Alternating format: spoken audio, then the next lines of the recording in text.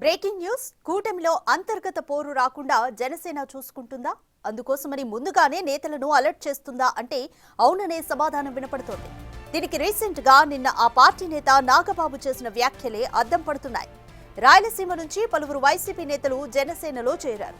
ఈ సందర్భంగా బహిరంగంగానే వారిని హెచ్చరించారు నాగబాబు. ప్రభుత్వంలో జనసేన ఉంది కాబట్టి అడ్వాంటేజ్ కోసం పార్టీలో చేరొద్దన్నారు. వైసీపీని వీడి జనసేనలో చేరేవారు జనసేనాని సిద్ధాంతాలను గుర్తుంచుకోవాలన్నారు. పార్టీ విలువలను, అధినేత లక్ష్యాన్ని జనాల్లోకి తీసుకెళ్లాలని పిలుపునిచ్చారు. పార్టీలోకి కొత్తగా వచ్చేవారు కూటమి నేతలను గౌరవించాలన్నారు. అంతా కలిసి పనిచేయాలన్నారు.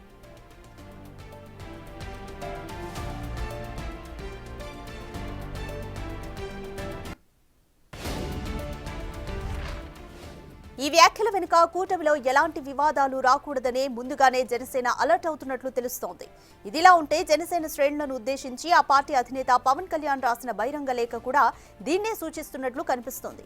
కూటమి అంతర్గత వ్యవహారాలపై ఎవరూ బహిరంగంగా మాట్లాడొద్దన్నారు పవన్. వివాదాలకు జనసేన నేతలు దూరంగా ఉండాలన్నారు. కూటమిగా రాష్ట్ర అభివృద్ధికి పనిచేయాలని పిలుపునిచ్చారు. ఏ విషయం పడితే ఆ విషయంలో జోక్యం చేసుకోకూడదని, ఎలా పడితే అలా వ్యవహరించకూడదని స్పష్టమైన ఆదేశాలు ఇచ్చారు. అయితే వరుస ఈ పరిణామాలకు కూటమిలో ఎక్కడా చీలిక రాకూడదని ముందుగానే జనసేన అలర్ట్ అయినట్లు తెలుస్తోంది.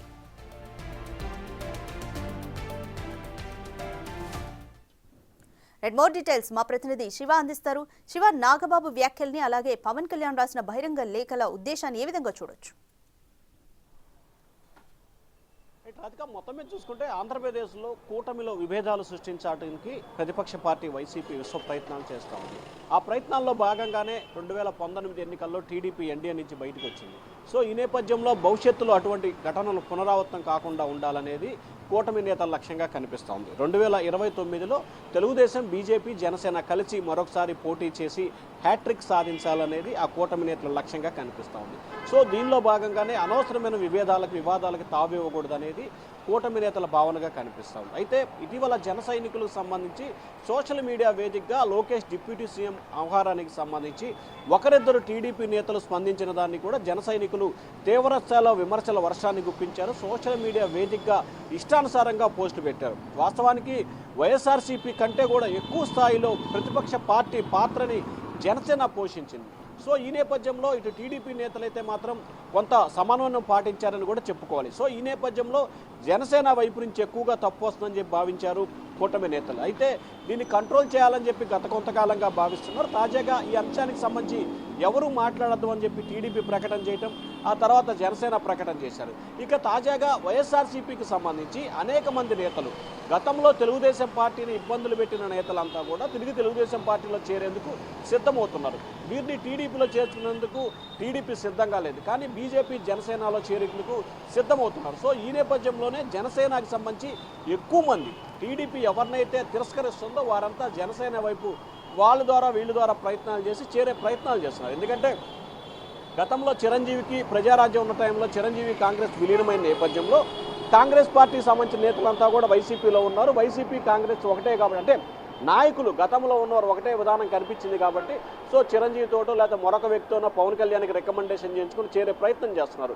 సో కొత్తగా చేరిన వారి వల్లనే విభేదాలు అవుతున్నాయనేది జనసేన గుర్తించింది. సో ఈ నేపథ్యంలో ఎవరైతే జనసేనలో చేరుతున్నారో వారు జనసేన నియమ నిబంధనలు, అధ్యక్షుడి సూచనలు పాటించాలి. ఎవరు కూడా ఇష్టానుసారంగా కానీ వ్యక్తిగత ఏజెండా కానీ లేకుండా పనిచేయాలి.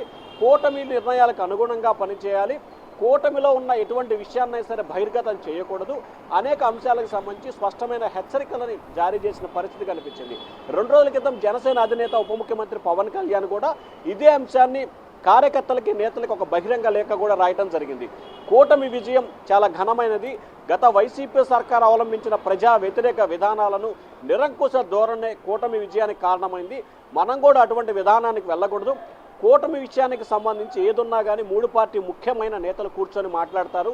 కార్యకర్తలు ఎవరు కూడా స్పందించవద్దంటూ జనసేన అధినేత లేఖ రాయటం. తాజాగా అదే రోజు నాదెండ్ల మనోహర్ కార్యకర్తలు చేరే సమయంలో ఇదే రకమైన వ్యాఖ్యలు చేయటం.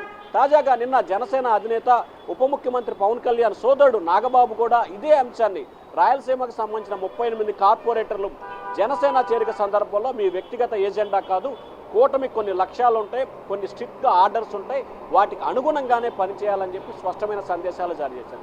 సో తద్వారా ఏదైతే జనసేన నుంచే విభేదాలు వస్తున్నాయని భావించిన నేపథ్యంలో అక్కడి నుంచే ఫుల్ స్టాప్ పెట్టాలని చెప్పి కూడా చంద్రబాబు పవన్ కళ్యాణ్ నిర్ణయం తీసుకుంటే తెలుస్తా ఉంది. ఆ నిర్ణయానికి అనుగుణంగానే ఈ లేఖ రాయటం కానీ లేకపోతే నిన్న నాగబాబు వ్యాఖ్యలు కానీ మనం భావించాలి రాధిక.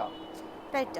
ఈ వ్యాఖ్యలతో అలాగే నాగబాబు హెచ్చరికలతో పవన్ కళ్యాణ్ లేఖతో ఈ జనసేనలో కొత్తగా చేరిన వారితో పట్ల గొడవలు సద్దుమడిగే అవకాశం ఉన్నట్టు అనుకోవచ్చా శివ?